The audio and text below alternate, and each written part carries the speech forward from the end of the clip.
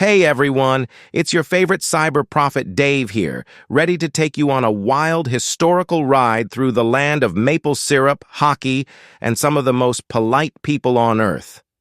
Buckle up, because we're diving into the fascinating history of Canada, and trust me, it's more than just cold weather and Mounties.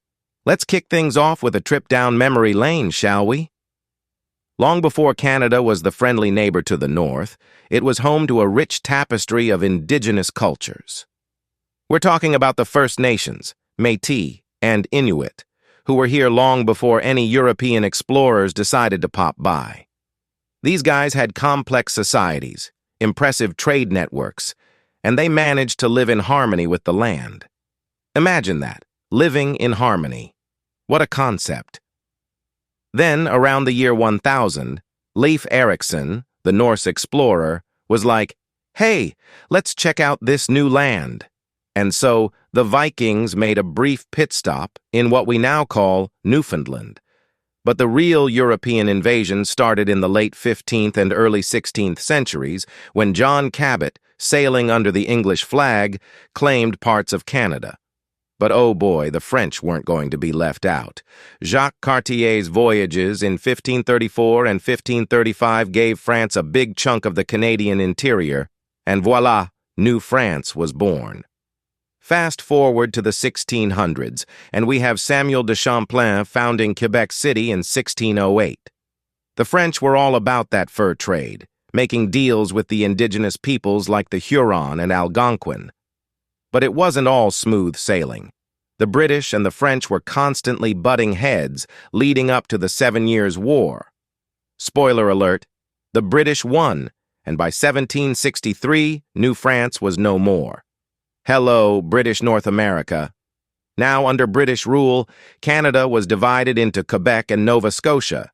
Then came the American Revolution, and with it, a flood of loyalists who were like, "Let's get out of here."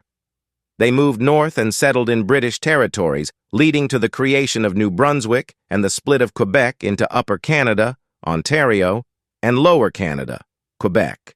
The War of 1812, oh, that was fun. Canadian and Indigenous forces managed to hold their ground against the United States. But the real kicker came in 1867 with the British North America Act, which united Ontario, Quebec, New Brunswick, and Nova Scotia into the Dominion of Canada. The dream team was coming together.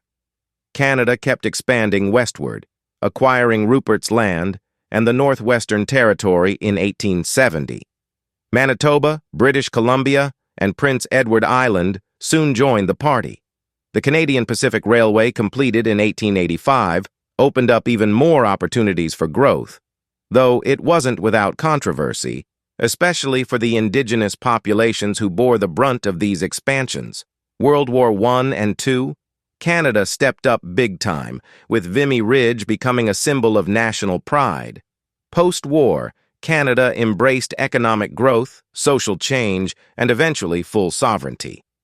By 1982, the Constitution Act, which included the Charter of Rights and Freedoms, made it official. Canada was fully independent from Britain. And let's not forget Newfoundland and Labrador, the last to join the Confederation in 1949. Since then, Canada's been all about universal health care, official bilingualism, and multiculturalism, but it hasn't forgotten its indigenous roots.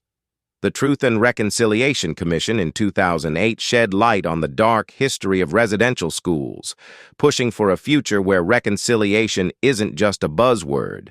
So there you have it, folks. Canada's history is a wild ride of diverse cultures, colonial conflicts, and the ongoing journey for identity and sovereignty. From indigenous origins to a modern, multicultural nation, Canada continues to evolve, balancing its rich heritage with contemporary challenges. Until next time, keep those maple leaves proud and strong.